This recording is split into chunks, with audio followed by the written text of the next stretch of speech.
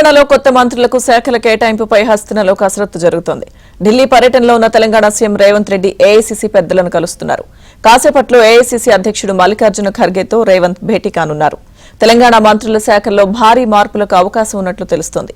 Mallikarjuna ఖర్గేతో CM Revanth Reddy భేటీ తర్వాత మంత్రుల శాఖల మార్పు, కొత్త మంత్రులకు శాఖల కేటాయింపుపై క్లారిటీ వచ్చే అవకాశం ఉంది.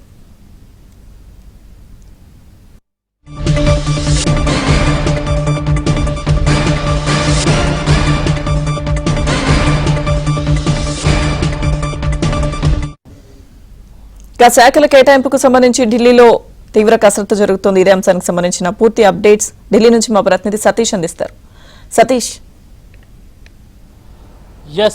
లక్ష్మీదుర్గ రెండో రోజు ఢిల్లీ పర్యటనలో తెలంగాణ సీఎం రేవంత్ రెడ్డి బిజీగా ఉన్నారని చెప్పాలి. నిన్న ఏఐసీసీ జనరల్ సెక్రటరీ కేసీ వేణుగోపాల్తో కూడా సమావేశం జరిగింది. దాదాపు గంట పాటు కూడా కొత్త మంత్రులకు శాఖల కేటాయింపుతో పాటు ఉన్న మంత్రులకు సంబంధించిన శాఖల మార్పులకు సంబంధించి కూడా భారీ ఎత్తున కసరత్తు చేస్తున్నట్టు తెలిసింది. అందులో భాగంగానే ఈరోజు ఏఐసీసీ అధ్యక్షుడు మల్లికార్జున ఖర్గేతో 12 గంటలకు సమావేశం అయ్యే అవకాశాలు కూడా చాలా స్పష్టంగా కనిపిస్తున్నాయి. సమావేశానికి సంబంధించి ఇప్పటికే కసరత్తును కూడా పూర్తి చేశారు. అయితే భారీ కుదుపు ఉంటుందనేది కూడా చెప్తున్నారు. ఇప్పటి వరకు వివిధ శాఖలు నిర్వహిస్తూ ఒక్కొక్కరి దగ్గర 2 నుంచి 3 శాఖలు నిర్వహిస్తున్న ఆ మంత్రుల దగ్గర నుంచి కొన్ని శాఖల్ని మార్చే అవకాశాలు కూడా చాలా స్పష్టంగా కనిపిస్తున్నాయి. అందులో భాగంగానే నూతన మంత్రులకు కూడా కొన్ని శాఖల్ని కేటాయించేందుకు కూడా ఇప్పటికే ప్రణాళికలు రచించారు. దానికి సంబంధించిన అంశంలో కూడా ఖర్గేతోని ఫైనల్గా ఒక సమావేశాన్ని రేవంత్ రెడ్డి భేటీ కాబోతున్నారు. ఆ సమావేశంలో కూడా మార్పులు చేర్పులకు సంబంధించిన అంశం కావచ్చు, పాలన పరంగా రాష్ట్రం అనుకున్న స్థాయిలో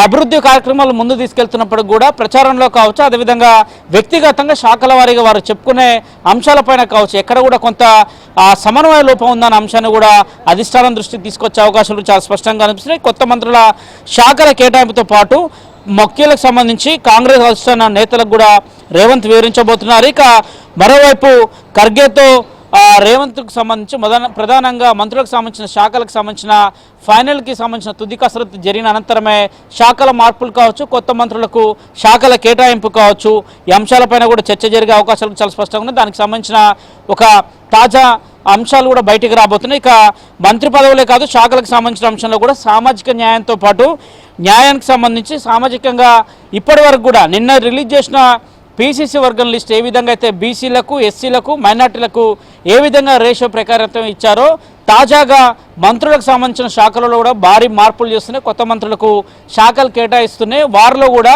ప్రధానంగా సామాజిక వర్గాల పరంగా కూడా వారికి కొంత పెద్దపీట వేసే అవకాశాలు చాలా స్పష్టంగా కనిపిస్తున్నాయి. ఇక కొందరు మంత్రుల పనితీరు సరిగ్గా లేదంటే ఇప్పటికే అధిష్టానానికి కొందరు పార్టీ నేతలు కూడా ఇప్పటికే వరుస ఫిర్యాదులు చేస్తున్న నేపథ్యం ఉంది. మంత్రుల పనితీరుపై ఇప్పటికే అధిష్టానానికి కూడా రాష్ట్ర వ్యవహారాల ఇన్ఛార్జ్ మీనాక్షి నటరాజన్ సైతం కూడా ఒక నివేదిక ఇచ్చినట్టు తెలిసింది. దానికి సంబంధించిన అంశంలో కూడా పార్టీ హైకమాండ్ కసరత్తు చేస్తుంది. అయితే ఈరోజు ఖర్గేతో జరిగే సమావేశానంతరం కూడా రాహుల్ గాంధీ ప్రస్తుతానికి ఢిల్లీలో ఉన్నారు. రాహుల్ గాంధీ అపాయింట్మెంటు కోరుతారా లేదా అని చూడాల్సి ఉంటుంది. మొదట మాత్రం అధ్యక్షుడిగా ఉన్న ఖర్గేకి సంబంధించిన అంశంలో మాత్రం వారి నుంచి సలహాలు సంప్రదింపులు జరిపిన అనంతరమే శాఖల అంశంలో మాత్రం భారీ కుదుపు ఉంటుందని చెప్తున్నారు. కొన్ని శాఖలు ఉన్నాయి. ప్రస్తుతానికి ఆర్థిక శాఖ మంత్రిగా బట్టి విక్రమార్క ఉన్నారు. వారి దగ్గర విద్యుత్ శాఖ కూడా ఉంది.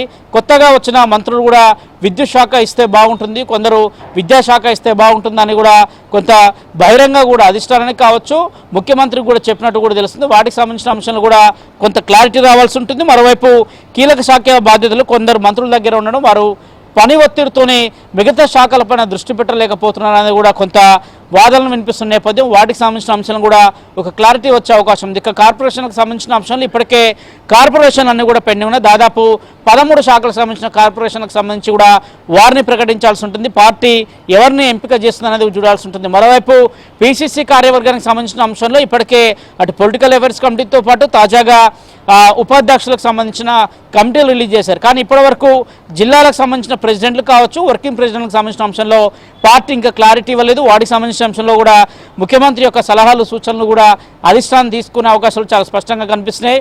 వర్కింగ్ ప్రెసిడెంట్లు ఏ సామాజిక వర్గానికి పెట్టాలి, ఏ సామాజిక వర్గం వారు ప్రస్తుతం వర్కింగ్ ప్రెసిడెంట్గా లేరు అనే అంశాన్ని కూడా అధిష్టానం అయితే చూడబోతుంది. లక్ష్మీదుర్గ.